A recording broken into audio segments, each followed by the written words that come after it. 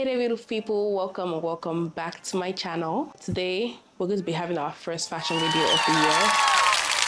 Okay, so obviously it's like set the stage for the year even though we're already in March. We're going to be talking about my fashion trend predictions for the year, which we've already kind of been seeing, but we'll still see a lot more of. There's a long way to go before the end of the year. But yes, my fashion trend predictions for the year. So these are like kind of niche, kind of specific in some ways, and I'm going to explain them. They're not like overly mainstream because we're going to actually talk about like the fascism of fashion currently, but right now we're just talking about niche, conversational, trending items that we would be seeing. I have my notes and I'm going to be running through my trend predictions and my ideas. Obviously, at the end of the day, these are my thoughts on what will be trending this year, and no one is obligated to believe me. These are just my observations. But without further ado, let's get right into it. So the first thing that I wrote down was we're bringing back silhouettes. We've been seeing a lot more of fitted items, fitted silhouettes in fitted jackets, fitted button-ups more these days, as opposed to the oversized trend that we saw for the past few years.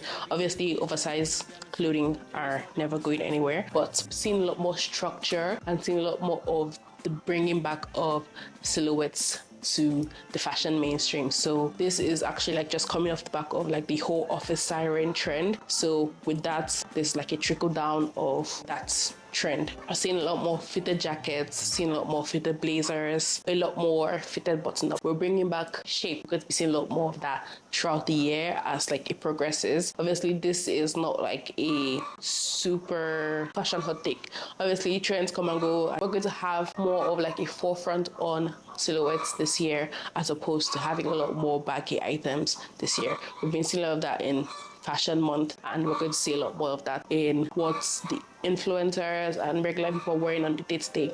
So with that, also on the back of like office siren, but tangentially, heels are back. Heels never left, obviously, but we're going to be seeing a lot more everyday heels, daytime heels. We saw a trend of people wearing more of like an everyday shoe, like a loafer or like ballet flats, but we're going to be seeing a lot more heels, like a small kitten heel, like a little mule on like an everyday shoe. So heels are so back. I actually saw someone wear this to like an office space, not like an office, but like a co-working space. So she wore heels with like capris to the co-working space, and I was like, yeah, heels are back, just like I thought. We're not getting rid of, but we're scaling back our white sneakers. So everybody is moving away from the everyday white sneaker to having more shoes and everyday boot options that they could wear. So heels are definitely back in that aspect. I actually saw a TikTok of a girl saying that she's going to wear heels every day for the next like year, or for the next like few months, or at least every day in summer, because she wants to wear heels. So heels are slowly making it back into the mainstream in terms of trends. Obviously, there are people that wear heels every day, but it's more of now like a permeating presence of a comfortable everyday heel that they could wear, as opposed to a silkette that they wear every so often. Something else we're going to be seeing more of is more unique styling options, in terms of instead of having everything to match, we're going to be seeing more haphazard, more kind of quirky, eccentric styles, in terms of, okay, I have a jacket and I have a scarf and they don't match each other, but I'm going to wear them anyway. This is kind of like somewhat offset of color blocking, but not exactly, but like just having a mix of eclectic styles together in a specific outfit. So having a scarf that you wear with everything, as opposed to having a scarf that matches every single jacket that you own.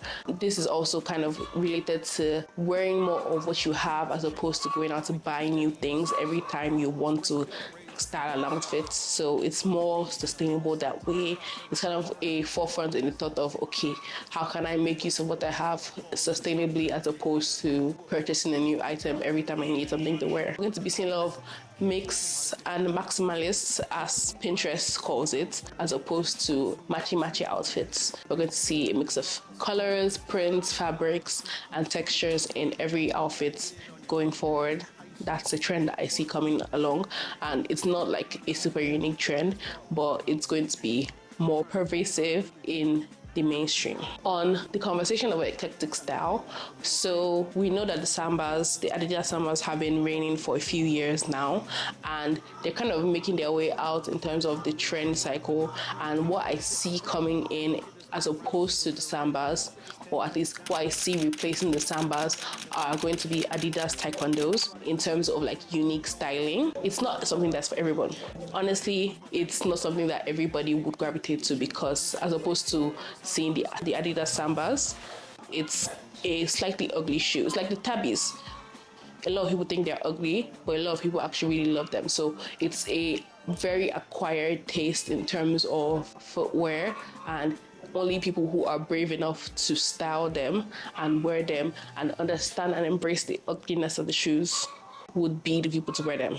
So it's going to be trending, but it's going to be trending with a very specific subset of people who can style it or who are brave enough to actually want to wear it. Especially the silver and the yellow version, because those are the more eccentric versions of the shoe, and how you can turn something looking ugly to something looking really beautiful.